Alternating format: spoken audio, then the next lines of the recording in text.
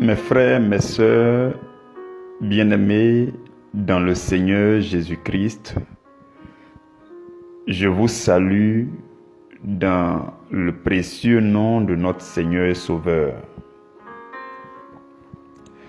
Nous sommes aujourd'hui le jeudi 4 mars 2021. Et le sous-thème que nous avons à méditer, c'est la nourriture qui nourrit véritablement. On peut encore dire, quelle est la nourriture qui nourrit véritablement? Donc c'est cette question que vous et moi, nous nous posons en ce jour. Et nous venons ensemble devant le trône de la grâce du Seigneur. Nous venons et nous nous réunissons ici. Oui, nous sommes réunis là, en cet endroit spirituel et virtuel. Là. Et nous sommes connectés à travers l'Esprit de Dieu qui est omniprésent. Et nous sommes là devant le trône de Dieu pour qu'il nous fasse du bien, pour qu'il apporte sa magnifique lumière, son admirable lumière, pour nous éclairer, pour faire la lumière sur le sous-thème que nous avons aujourd'hui. Je te souhaite donc la bienvenue à ce temps de méditation. Et je t'invite à te disposer. Je t'invite à disposer ton homme intérieur, à disposer ton cœur, afin que nous méditions la parole de Dieu, dans la présence de Dieu, dans une atmosphère bien disposée et soumise à l'autorité du Seigneur Jésus-Christ. Nous allons méditer la parole et cela requiert l'attention de chacun de nous. Cela requiert ton attention, cela requiert mon attention. Oui, il le faut pour que un chemin soit frayé pour la parole, pour les révélations de la parole, les choses excellentes venues de Dieu qui ont été prédestinées pour nous et qui sont là, disponibles maintenant. Et Dieu veut nous les communiquer par le mouvement de son esprit. Oui, il veut te les communiquer, il veut les envoyer jusque au plus profond de ton cœur pour t'édifier, pour te fortifier, pour te nourrir, pour t'éclairer, pour te transformer. C'est ce que Dieu veut faire pour nous en ce matin. Et je rends grâce à Dieu, je bénis son nom. Pendant que tu te disposes, je voudrais que ensemble nous élevions la voix pour lui dire merci. Oui, il convient de le magnifier, il convient de l'élever, il convient de l'adorer, il convient de lui exprimer notre reconnaissance. Éternel Dieu de gloire, Dieu puissant, Dieu saint, je te dis merci. Merci pour ce jour nouveau. Merci pour cette nourriture fraîche et nouvelle. Merci pour ton esprit qui est là pour nous administrer cette ration quotidienne. Merci pour tes anges qui sont là pour nous aider dans l'application, l'accomplissement de ta parole. Merci pour toutes les provisions et les ressources célestes que tu fais descendre pour chacun de nous. Tu connais la vie de celui qui m'entend, de celle qui m'entend. Oui, tu connais le désir de chacun parce que tu es omniprésent et tu es omnipotent et tu es omniscient. Et c'est toi seul qui peux nous venir en aide. C'est toi seul qui peux nous relever. Tu es notre premier recours, notre deuxième recours, notre troisième recours, notre dernier recours. Tu es notre recours à toutes les étapes. Voilà pourquoi nous sommes là en ce moment. Nous sommes là, Seigneur, et nous t'ouvrons nos cœurs. Oui, nous t'ouvrons nos cœurs et nous le faisons humblement. Humblement parce que nous ne connaissons rien. Seigneur, nous n'avons pas de sagesse venant de nous-mêmes. Nous n'avons aucune intelligence venant de nous-mêmes. Seigneur, nous t'ouvrons nos cœurs et nous désirons ardemment que tu nous remplisses. Nous avons soif de toi. Viens, Seigneur, et fais-nous du bien en ce matin pour la gloire de ton nom et au nom de Jésus-Christ. Amen.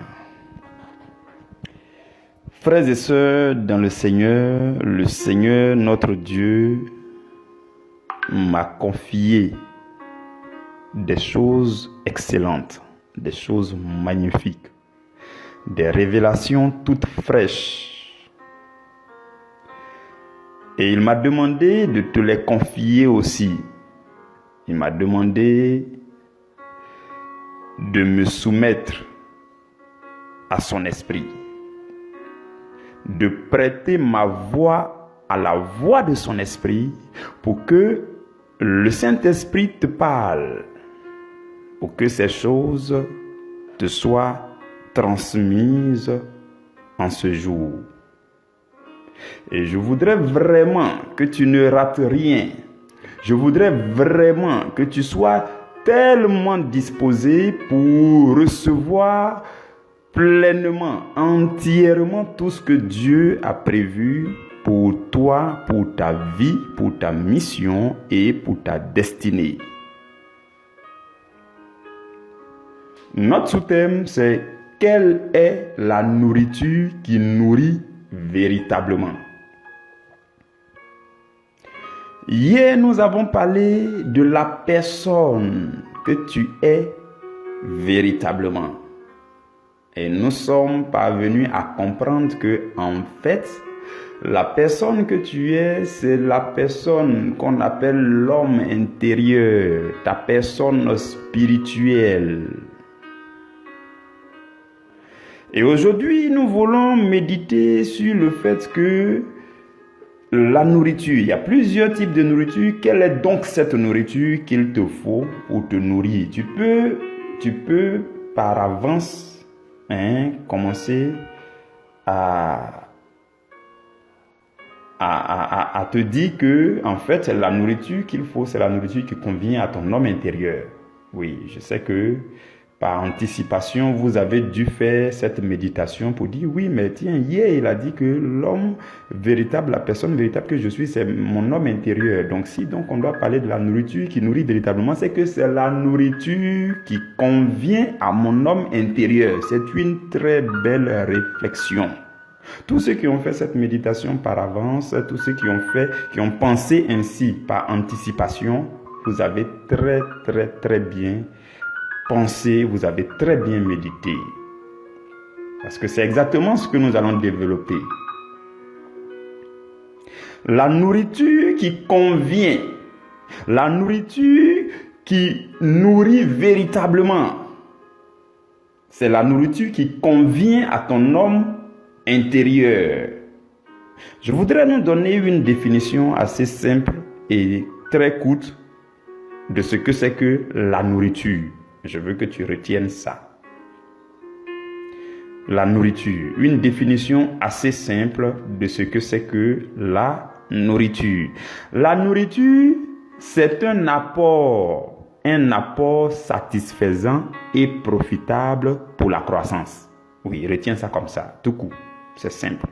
La nourriture, c'est un apport satisfaisant et profitable pour la croissance. Pour la croissance, ce n'est pas pour la destruction.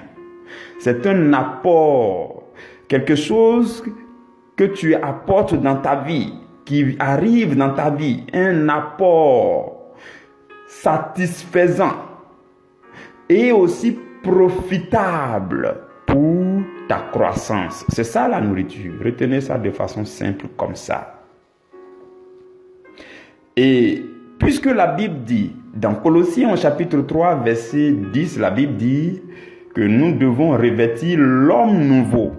L'homme nouveau qui se renouvelle dans la connaissance selon l'image de celui qui nous a créés. Donc, la nourriture pour notre homme intérieur, pour cet homme nouveau, dont nous avons parlé de sa transformation hier, sa nourriture qui doit renouveler notre homme intérieur. Cette nourriture, c'est un apport spirituel satisfaisant, puisqu'il s'agit de notre homme intérieur, notre être spirituel. Donc la nourriture de l'être spirituel, c'est l'apport, toute forme d'apport spirituel satisfaisant et profitable pour notre croissance spirituelle. Pour notre croissance comment? Spirituelle. C'est ça la véritable nourriture. Je ne dis pas que la nourriture physique n'est pas une bonne chose. Si, c'est une très bonne chose. La nourriture physique, c'est bon. C'est vraiment bon. D'ailleurs, personne ne pourra t'empêcher de continuer à la prendre. Même si on prêche 70 prédications qui disent qu'il ne faut pas manger. Toi-même, pendant que tu refuses, ton bras va aller chercher pour envoyer ça vers ta bouche. Il faut faire quelques jours seulement. Donc la nourriture physique, c'est une bonne chose. C'est une très bonne chose. Mais il y a une chose plus excellente. Oui. Il nous a été dit que nous devons nous nourrir du pain. Mais Jésus nous dit que l'homme ne se nourrira pas seulement de pain, mais de toute parole, de la nourriture spirituelle qui vient de Dieu. Donc, la nourriture physique, elle est bonne, mais vous savez que le thème de notre séminaire, c'est « Il vous a été dit, mais moi je vous dis ».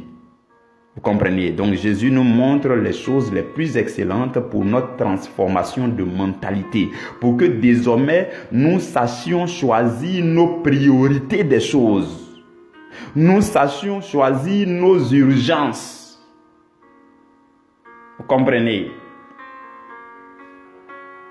Donc la véritable nourriture est la nourriture de l'homme intérieur.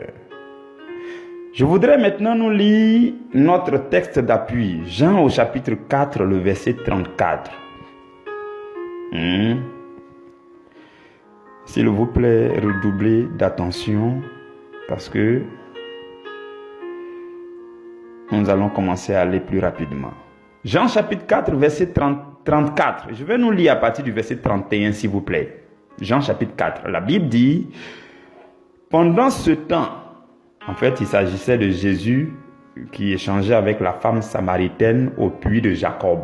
Et pendant ce temps, ses disciples étaient allés en ville pour aller chercher la nourriture. Donc, je lis à partir du verset 31.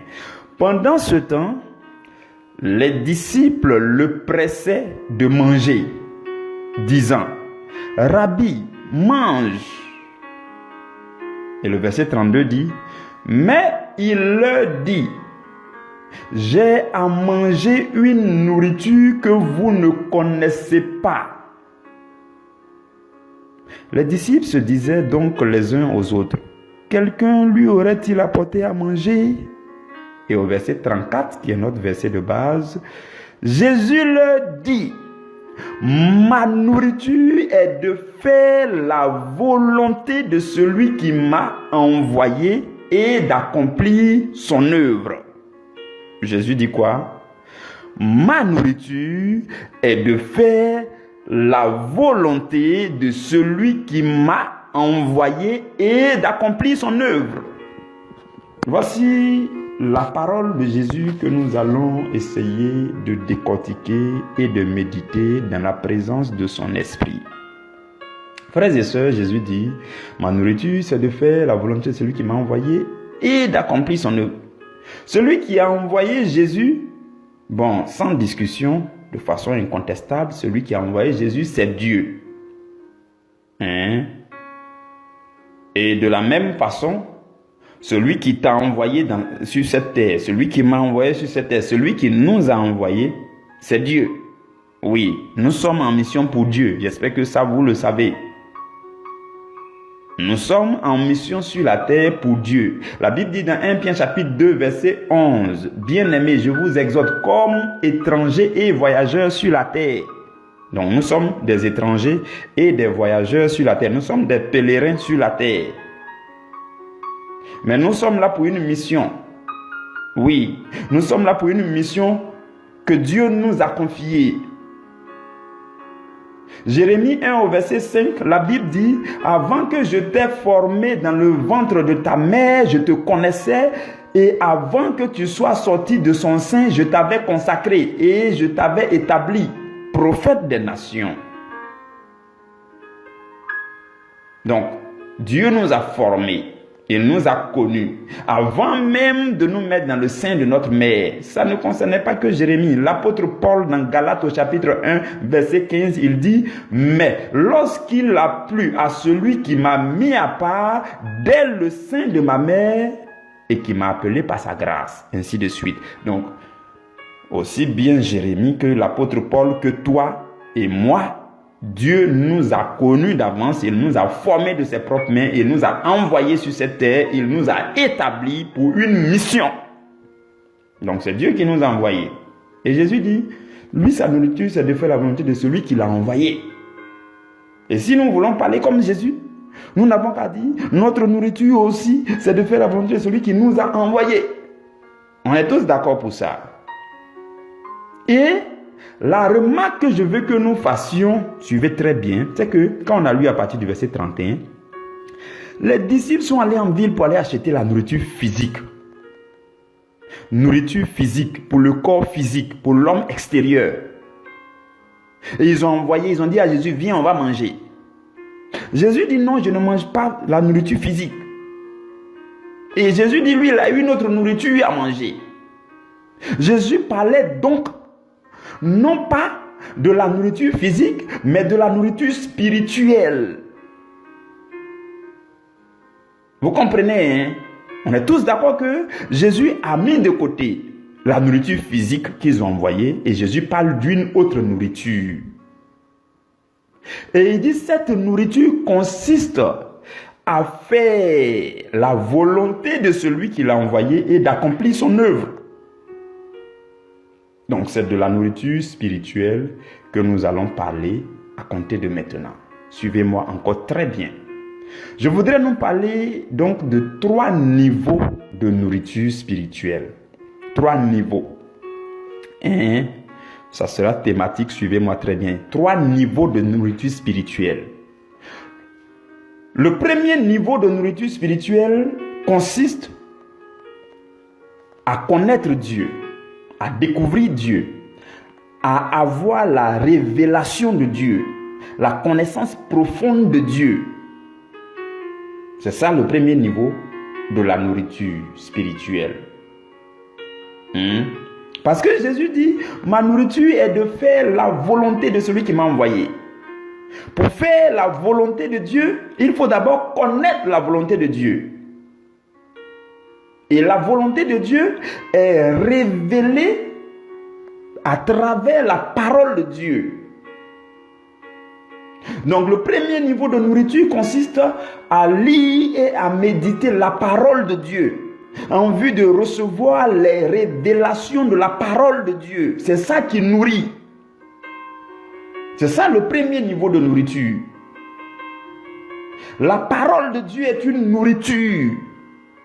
Une véritable nourriture qui nourrit la personne que tu es véritablement. Pour que tu vives une vie véritable et resplendissante.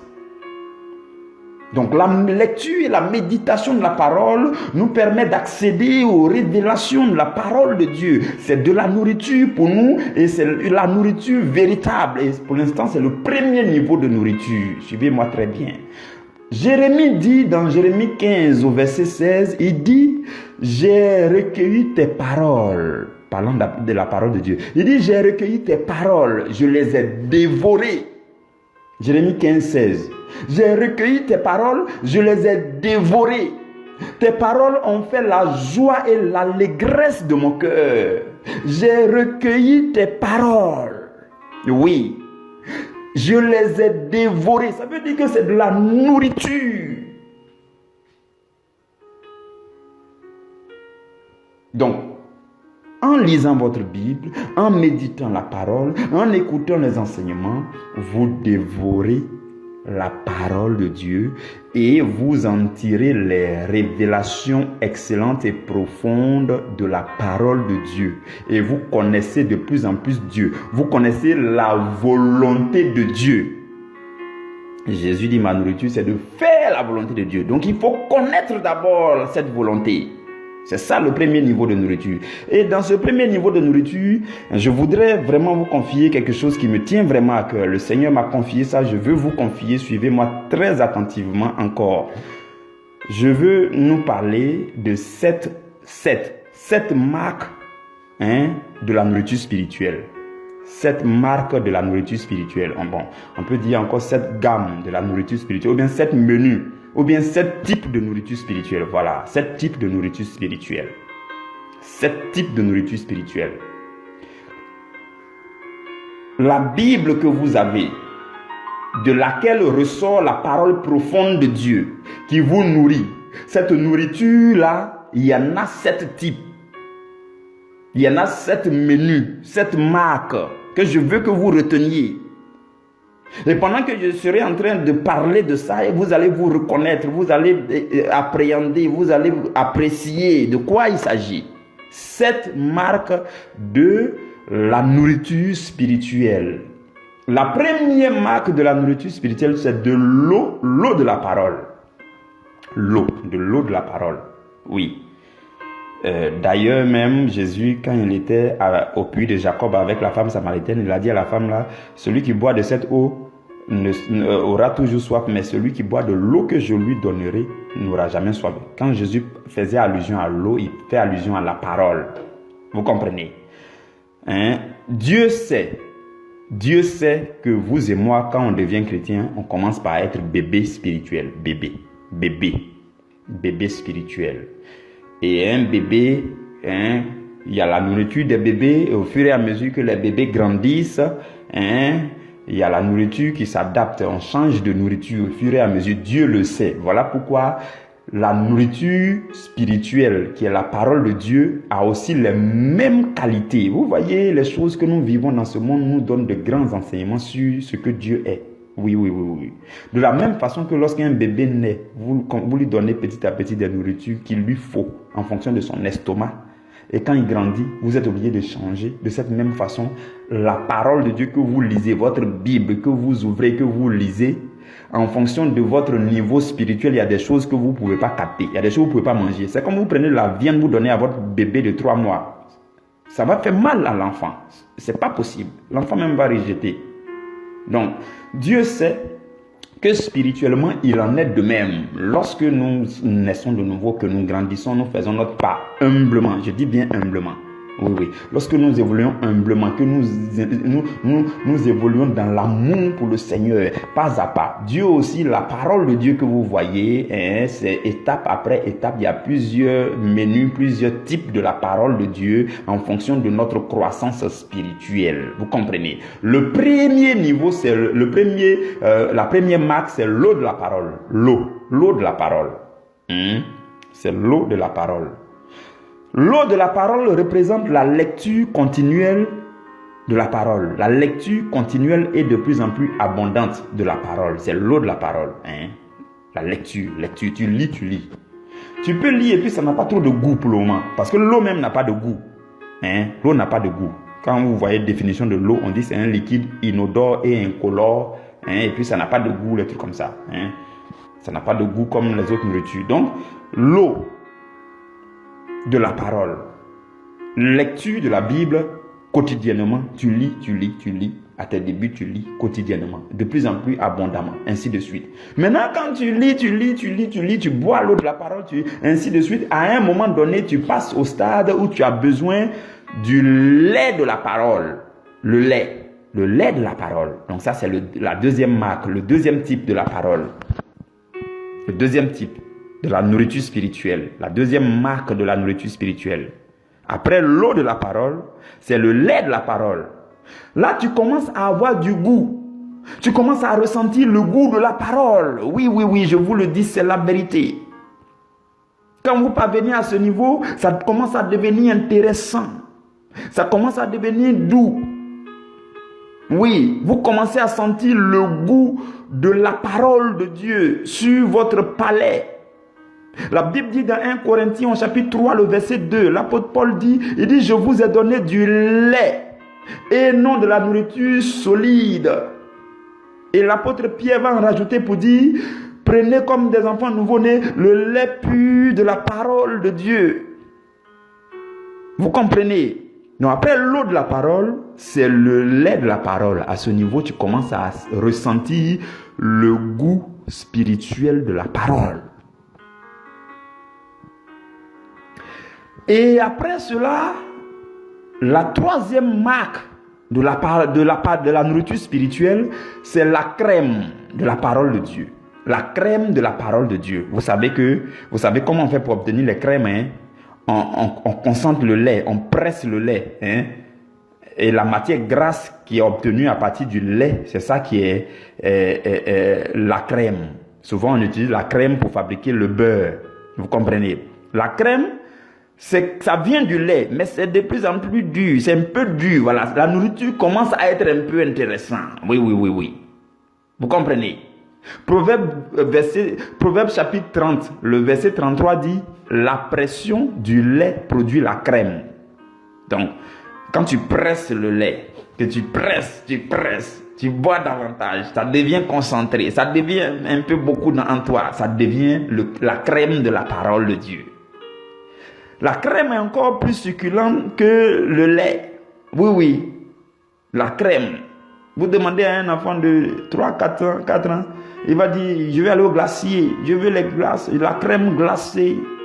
Le lait là, il a commencé à abandonner un peu le lait. C'est pour les enfants de 1 an maintenant. Vous comprenez? Ensuite, la quatrième marque de la nourriture spirituelle, c'est le miel de la parole de Dieu. Le miel. Vous voyez, ça devient très succulent. Je vous le dis, c'est la vérité. Le miel de la parole, c'est quand tu lis la parole, tu as des compréhensions éclairs, des compréhensions magnifiques. Ça te fait zoin, quelque chose, ça te touche à l'intérieur de toi là-bas. Et puis c'est doux, c'est succulent, tu n'arrives pas à exprimer, c'est magnifique. Ça fait que tu t'accroches, tu deviens de plus en plus accro à la parole. Quand on dit lis la Bible, tu es accroché. Quand on dit écoutez les enseignements, tu es accroché parce que tu as commencé à découvrir le miel de la parole. La Bible dit dans le psaume 119 au verset 103 que tes paroles sont douces à mon palais, plus que le miel à ma bouche. Donc, la parole de Dieu, à un moment donné, devient de plus en plus douce et comparable à du miel. Donc, on parle du miel de la parole de Dieu.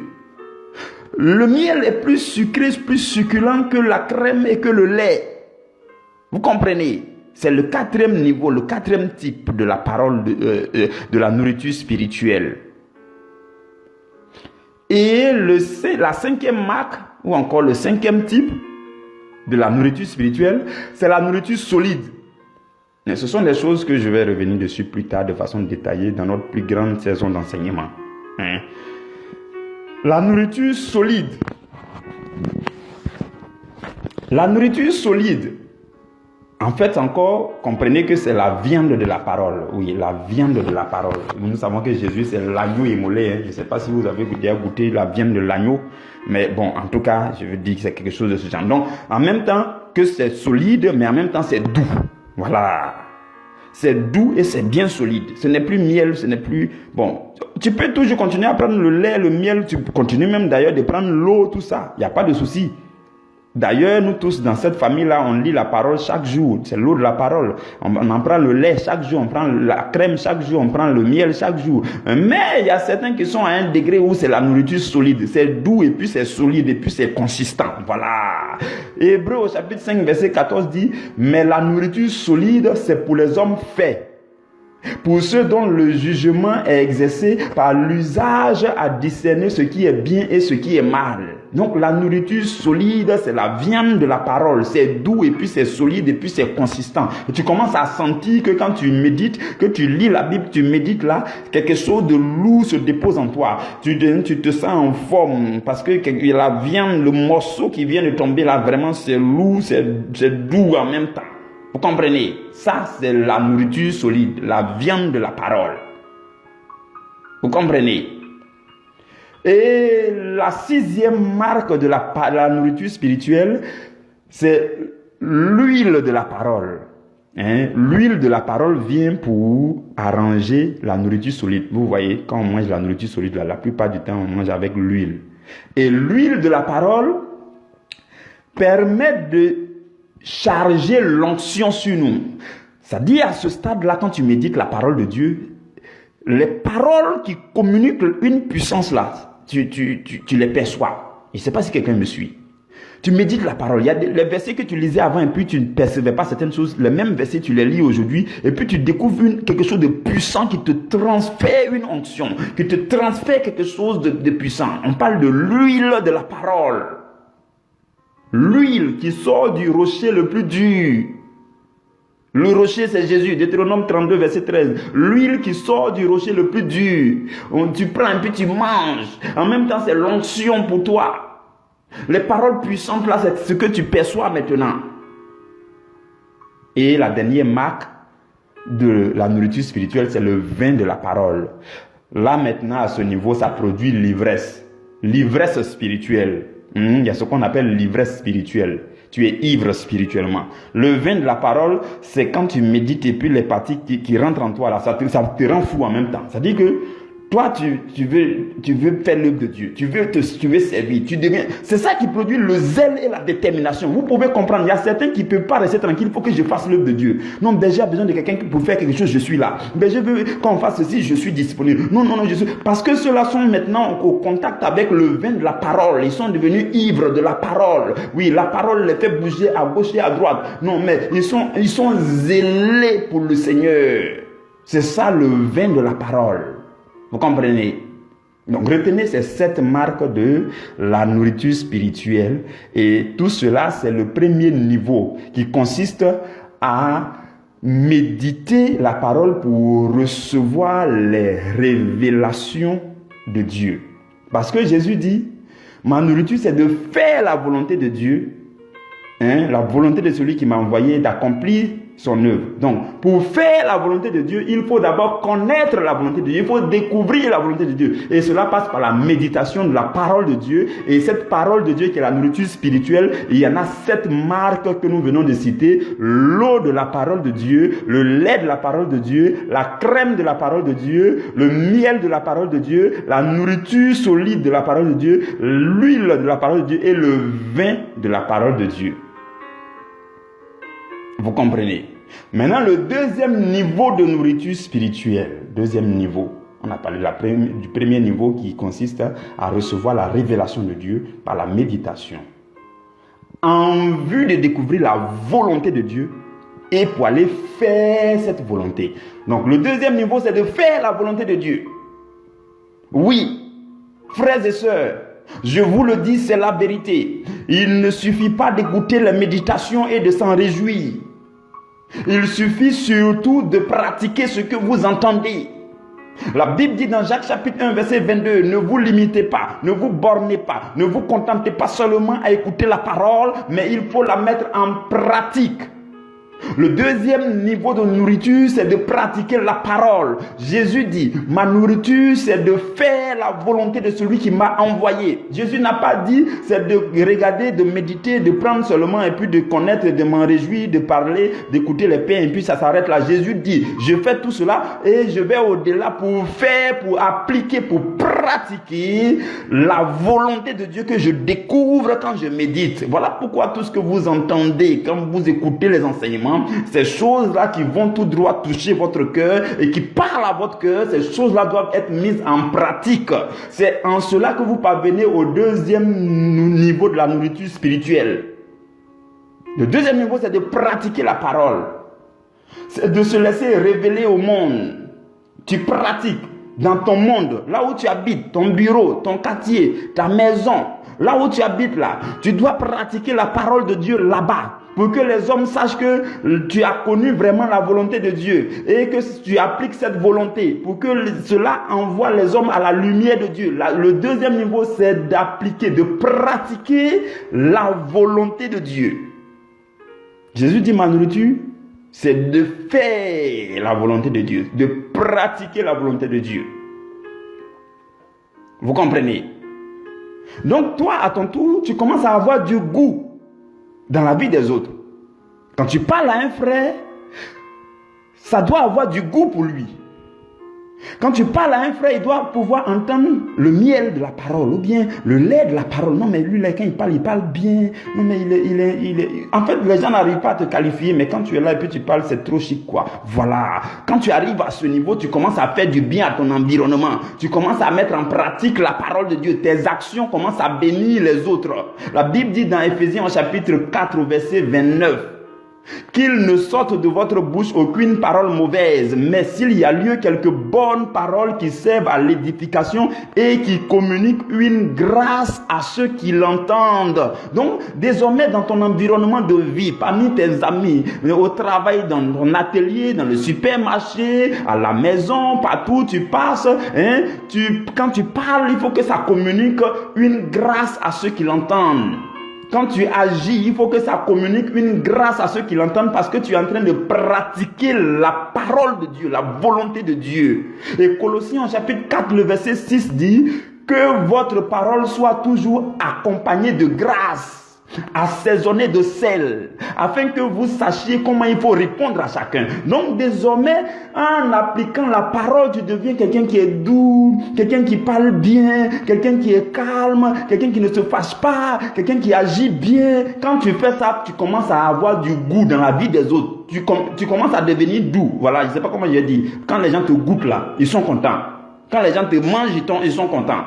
Tu es pour eux le miel de la parole, tu es pour eux la crème de la parole, tu es pour eux l'eau de la parole, tu es pour eux le lait de la parole, tu es pour eux la viande de la parole. Donc tu commences à devenir doux dans la bouche des gens, tu commences à devenir doux quand tu es présent, tes actions, tes manières de faire, même ta manière de regarder, ta manière de dire bonjour, même ta démarche doit être doux dans la bouche de quelqu'un. En le faisant, vous comprenez, en pratiquant la parole de Dieu, tu deviens une autre personne dans ton environnement. Et tout cela, c'est ce que Jésus appelle sa nourriture. Il dit, faire la volonté de Dieu, c'est ma nourriture. Pratiquer la volonté de Dieu, c'est ma nourriture.